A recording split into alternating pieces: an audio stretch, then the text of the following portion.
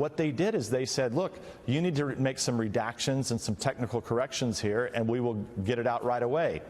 Now, from that point, we've heard nothing but crickets. If they really wanted to get it out, they'd be down there all day yesterday, redacting it, getting it back over to the White House so that the public could know what's in it.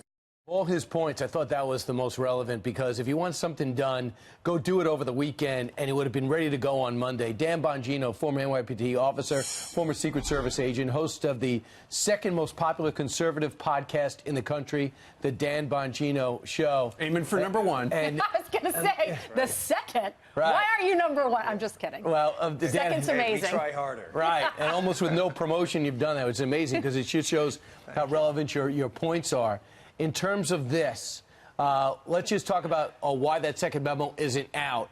This is playing out exactly like the president said. They were going to put this forward. It was going to be unreleasable. And then they were going to say the president's covering up. This is predictable.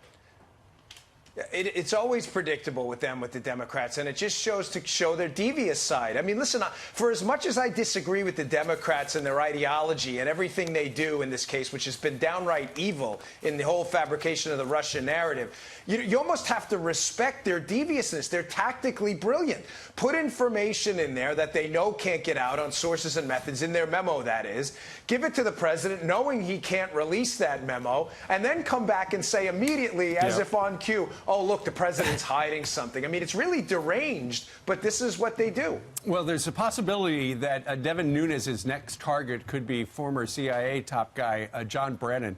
Paul Sperry, the investigative reporter, did a report that apparently he's looking into whether or not Mr. Brennan perjured himself, because they were talking about in public testimony. He said, he was asked about, did this dossier play anything? Did that factor in? No, it didn't. Do you know who commissioned the dossier? No, even though everybody at the FBI and the DOJ apparently did. He could be in trouble.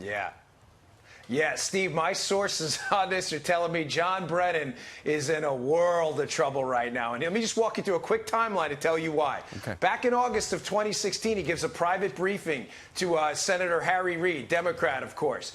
He gives that briefing to Reid. Reid then fires off a letter to the FBI, and in that letter is information that clearly came from the dossier. Now, clearly then at that point, Brennan was aware of the dossier because he told Reid. Now, it's fascinating because in May of this year, of 2017, under oath, by the way, up on the Hill, Brennan says, oh, I didn't know who commissioned the dossier, which is amazing. Because the CIA has a central role in the verification of foreign assets and information we get from foreign assets. It is not plausibly deniable that John Brennan did not know who commissioned that dossier. He is in a world of trouble because he raised his right hand and he said the exact opposite. And there's nobody angrier last week at Devin Nunes and John Brennan on CNN last week. He was crazed. Go ahead. Yeah, well, you'd be crazed, too, if you find out you may be guilty of perjury because they're investigating you for lying up on Capitol Hill under oath. What about other intelligence officials that were in those positions during President Obama and during all of this happening? Yeah, well, Jim Clapper, of course, the ODNI head, Office of Director of National Intelligence, is knee-deep in this as well. Here's the problem, Ainsley. They can't get their story straight. When they go on TV, they say, oh, the dossier had nothing to do with it. And then you find out later on that contents of the dossier made it into the presidential daily brief onto Barack Obama's desk. What was it? Was the dossier salacious and unverified and not credible? Or was it credible enough to brief the president on and start the most significant counterintelligence investigation in U.S. history? Which story is right? They can't even figure it out. We need to find those, get those transcripts. So, Dan, ultimately, people like Adam Schiff, the Democrat from California, is he doing his best to keep all this from coming out, or is he just playing the loyal opposition? Adam Schiff is a snake.